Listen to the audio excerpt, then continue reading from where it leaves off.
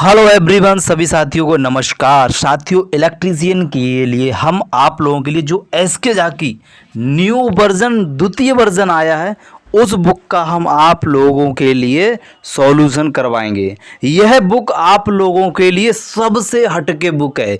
अगर आप यूपीपीसीएल की तैयारी कर रहे हो या डीआरडीओ की तैयारी कर रहे हो या लोको पायलट की तैयारी कर रहे हो, तो ये वीडियो आपके लिए बहुत ही इंपॉर्टेंट साबित होगी। और सभी साथियों से रिक्वेस्ट करना चाहूँगा, इस वीडियो को पूरा देखें और जो भी सजेशन हो आप लोग हमें कमेंट करके ज़रूर बताना कि वीडियो आपकी कैसी लगी। ठीक है, हम अपनी तरफ से पूरी मेहनत करेंगे और आप लोगों से एक छोटा सा रिक्वेस्ट ये करेंगे, इस वीडियो जितना हो सके आपके जितने भी यार दोस्तों चाहने वाले उन तक ये वीडियो जरूर शेयर कर देना।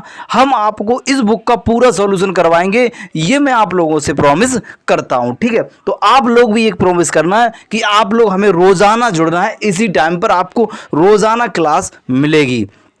ठीक है, और देखो ये जो पीडीएफ है, इसकी पीडीएफ मैं टेलीग्राम पर अपलोड करूंगा, तो आप लोग टेलीग्राम लिंक इसी वीडियो के लिंक डिस्क्रिप्शन में है, तो टेलीग्राम में आपको पीडीएफ जो है टेलीग्राम पर अपलोड करूंगा। तो चैनल को अभी तक आपने सब्सक्राइब नहीं किया है तो जल्दी से, अगर पहली बार आए तो चैनल को सब्सक्राइब कर लो, साथ में उसके बेल आइकन उसको ऑल पर प्रेस कर लो। चलिए वीडियो करेंगे शुरुआत, और साथ में आप लोग भी कमेंट करते चलना है। ठीक है, बहुत ही बेहतरीन तरीके से ये क्लास होगी आज की।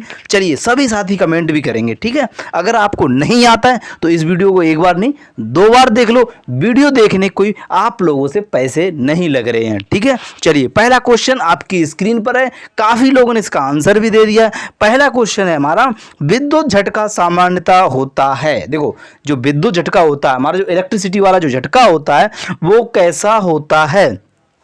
असुरक्षित उपकरण की स्थापना से। बिल्कुल सही बात, असुरक्षित उपकरण होगा तो हमको झटका इलेक्ट्रिसिटी का लग सकता है। दूसरा है असुरक्षित पर्यावरण की स्थिति से, वहां पर हमारा कैसा क्या माहौल है, कैसे क्या है, उसकी वजह से पर्यावरण की स्थिति से भी हमें लाइट का झटका लगता है। असुरक्षित कार्यप्रणाली का मतलब यह है कि जब हम इलेक्ट्रिसिटी पर कार्य करते हैं, हमारी कार्यप्रणाली कैसी है, जो हमारे सेफ्टी नियम है उनको हम फॉलो कर रहे हैं कि नहीं कर रहे हैं। जैसे ग्लव्स होते हैं हाथों में पहनने वाले, सिर पे कैप होती है, जूतों में जूतों में हम पैरों में जो जूते पहनते हैं जो चमड़े के, वो हम पहने हैं कि नहीं। और हमेशा हमें कौन सी सीढ़ी का प्रयोग करना चाहिए, प्लास्टिक का या फिर लकड़ी का, जब भी हम इलेक्ट्रिसिटी पर कार्य करते हैं। तो इसका राइट ऑप्शन हो जाएगा उपयुक्त सभी, इज द राइट आंसर, सही डी। जितने भी ट्रेनिंग यानी जितने भी हमारे ऐसे साथी हैं जो डी आंसर लगा चुके हैं, बिल्कुल सही आंसर आप लोगों का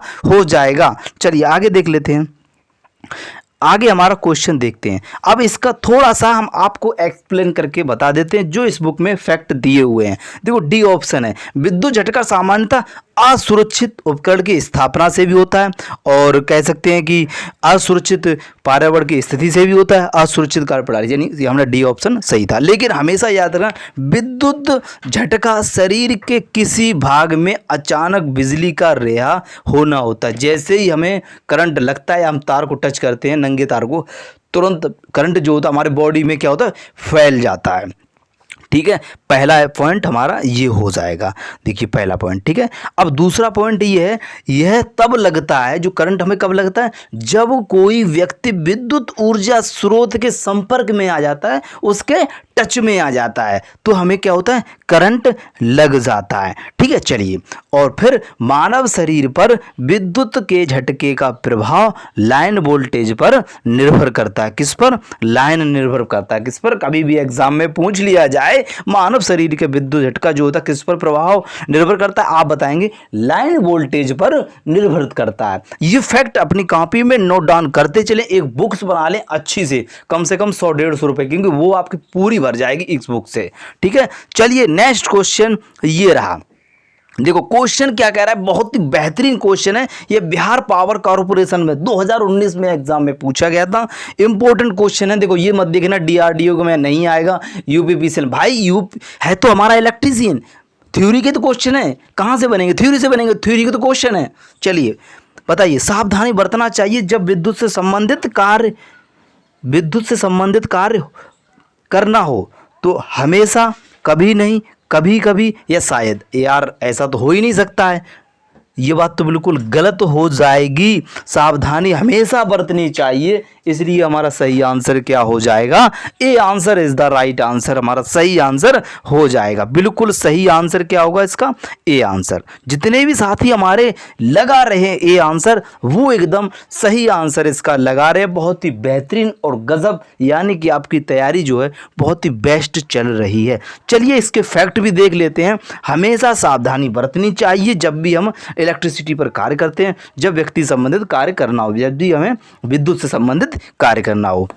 देखो जांच जो होती है, जांच कर सभी विद्युत उपकरणों का उपयोग करना चाहिए। जब भी हम लाइन पर कार्य करें, हमारे पास एक टेस्टर होता है।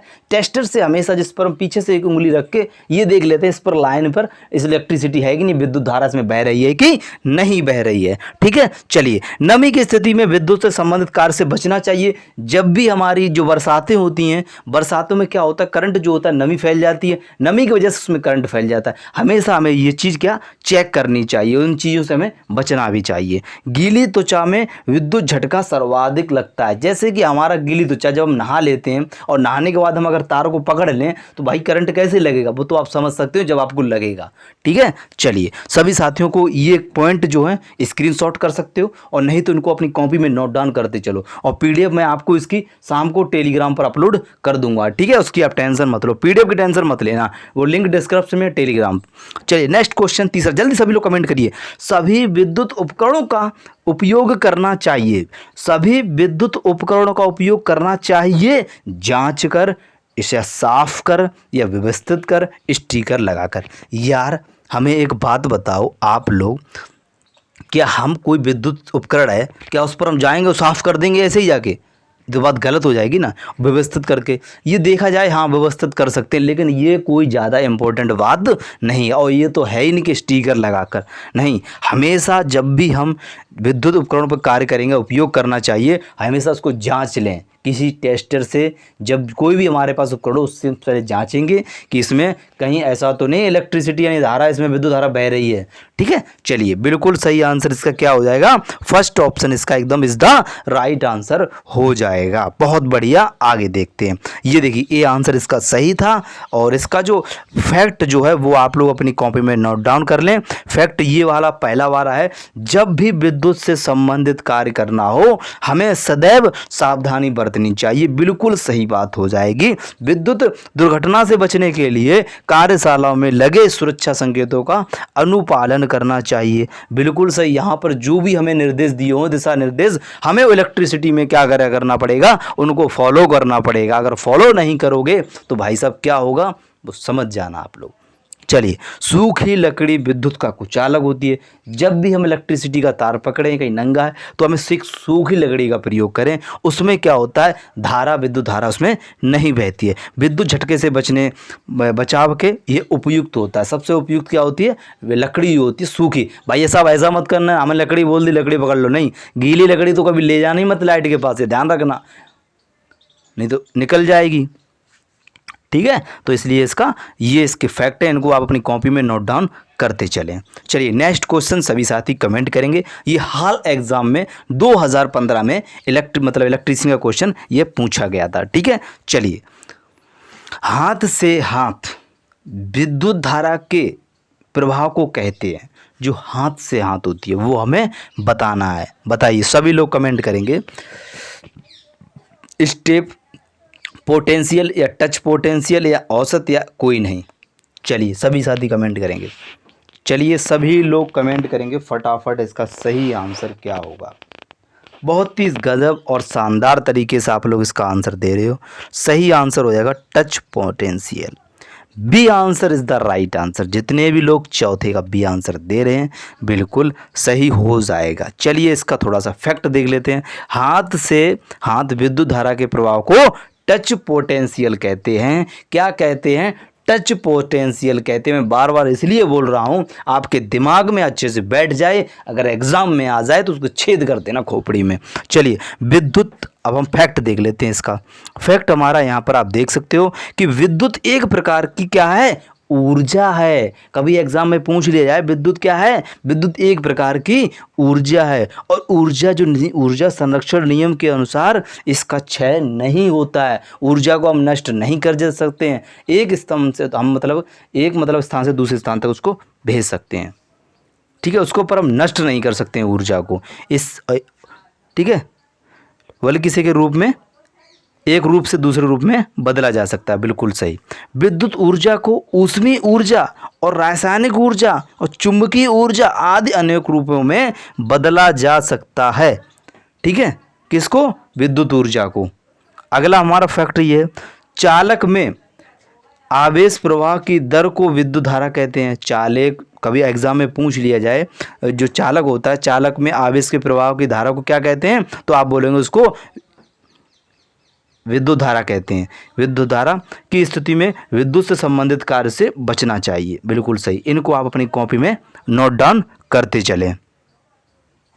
चलिए तो साथियों, नेक्स्ट बहुत ही अच्छा क्वेश्चन है।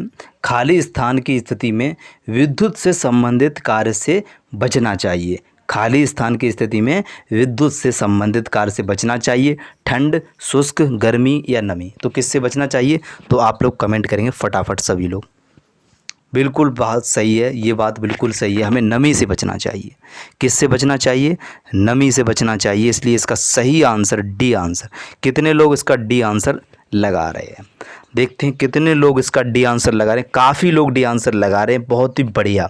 देखिए डी आंसर एकदम, हमेशा नमी की स्थिति में विद्युत से संबंधित कार्य से हमको बचना चाहिए, नहीं तो हमको करंट का झटका लग सकता है। चलिए इसके फैक्ट भी देख लेते हैं। देखो पहला फैक्ट जो हमारा है, अपनी कॉपी में नोट डाउन करिए, कॉपी में नोट डाउन करिए।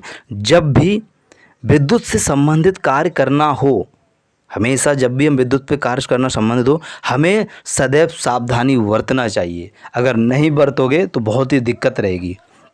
चलिए, मानव शरीर से गुजरने वाली धारा का परिणाम यदि 1 मिली एम्पीयर से कम हो तब विद्युत आघात भी अनुभूति नहीं होती है। जब भी हमारे शरीर में अगर पूछा जाए एग्ज़ाम में कि कितने मिली एम्पीयर की धारा हो, तो हमारे शरीर में कोई धारा की अनुभूति नहीं होगी। अनुभूति महसूस नहीं होगा। तो एग्ज़ाम में आप मिले तो आप लगाना है 1 मिली एम्पीयर, ठीक है। तो यहाँ पर हमारा दूसरा फैक्ट ये हो जाएगा। चलिए नेक्स्ट क्वेश्चन देख लेते हैं। नेक्स्ट क्वेश्चन ये रहा। नेक्स्ट क्वेश्चन है, विशेष रूप से विद्युत के कार्य समझ सको, विशेष रूप से विद्युत के कार्य विद्युत रूप से विद्युत के कार्य हेतु तैयार किए गए पीपीई का जो दस्ताना होता है, यानी हमारे जो ग्लव्स होते हैं या कवर होता है, चटाई होता है, कंबल होता है, निम्न पदार्थ से बना होना चाहिए। अब मैं आपको बता दूं, जब भी हम कंपनी में कार्य करते हैं, जो ज़मीन पर बिछा हुआ होता है ना, जिस पर हम जैसे कोई मशीन वगैरह चलाते हैं तो ज़मीन पर पहले बिछा देते हैं। समझ गए मेरी बात को। आपने देखा होगा मोटे मोटे रबड़ के बिछे रहते हैं। किसके, रबड़ के बिछे रहते हैं। कभी कभी छेद वाले रहते हैं, कभी किसी के यहाँ डिजाइन अलग अलग होते हैं, तो वो रबड़ के होते हैं। को स्टील के इसलिए नहीं बनाते हैं, आप लोग भी जानते होंगे। कभी उसमें स्टील का होगा तो फिसलने का हमारा डर रहता है, करंट लगने का डर रहता है स्टील का, ठीक है। और प्लास्टिक का इसलिए नहीं रखते हैं, प्लास्टिक में फिसलने का ज़्यादा चांस रहता है, और स्टील में करंट कुछ वगैरह फैल जाए कहीं उस पर, तो इसलिए। और लकड़ी का हम उस पर प्रयोग नहीं करते हैं, ठीक है।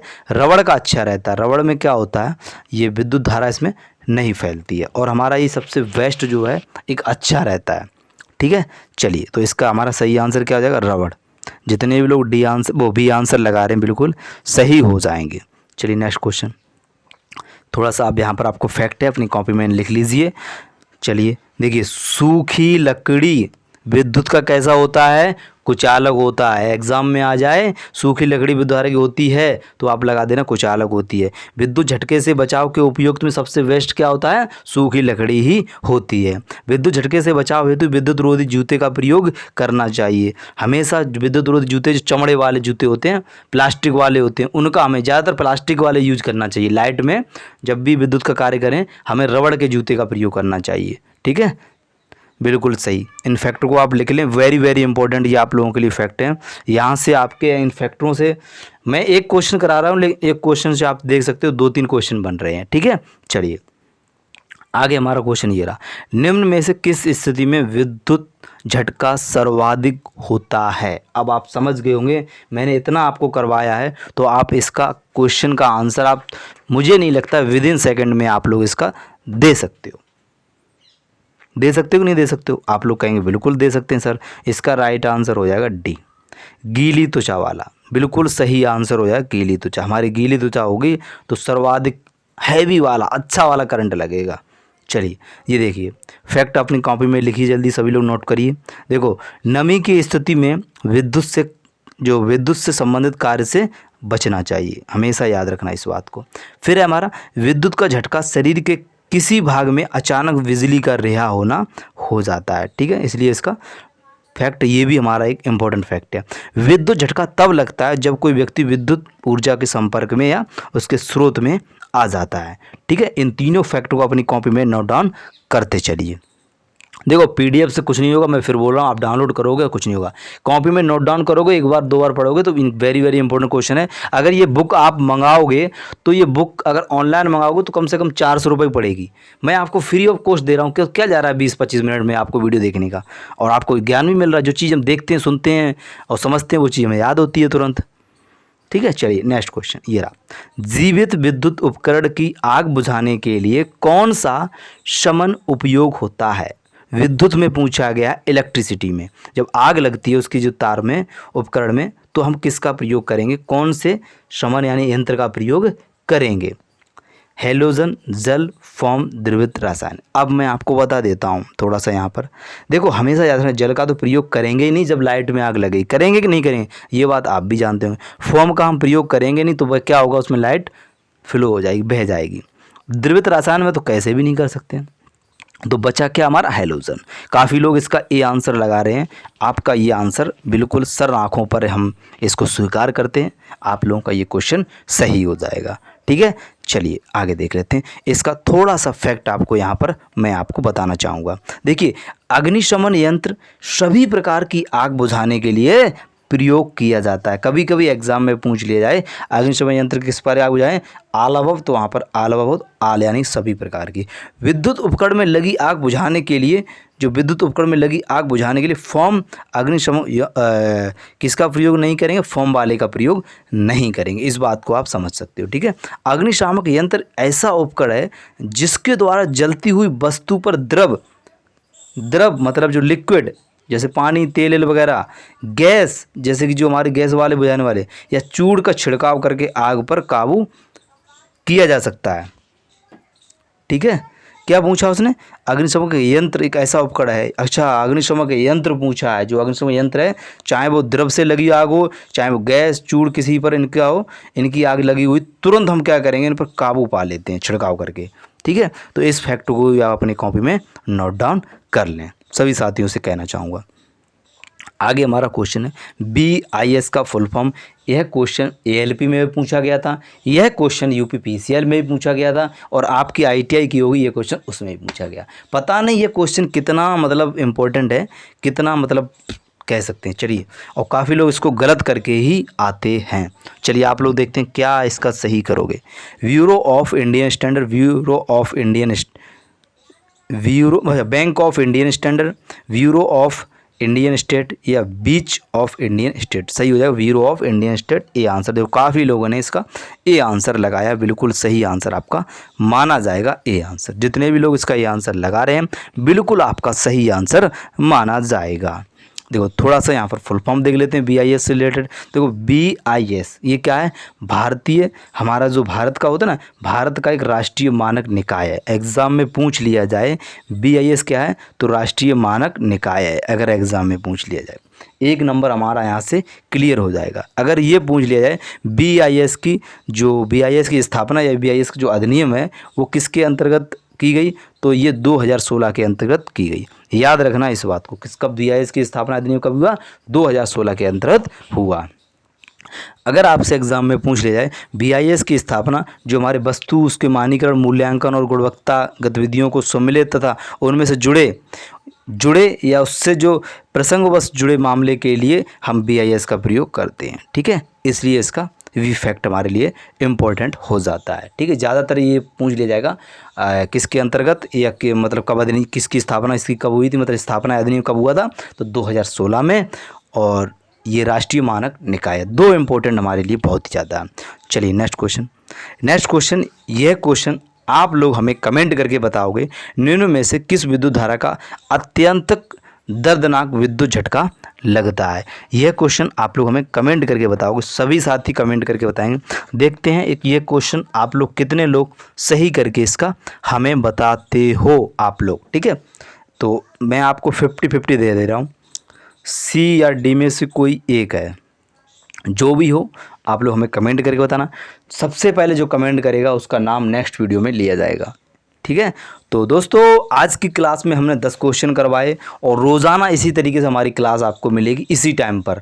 तो चैनल को सब्सक्राइब कर लें। चैनल को अगर सब्सक्राइब कर लोगे लेकिन उसके साथ में घंटी है उसको ऑल प्रेस नहीं करोगे, तब तक मेरी आपको वीडियो नोटिफिकेशन नहीं मिलेगा।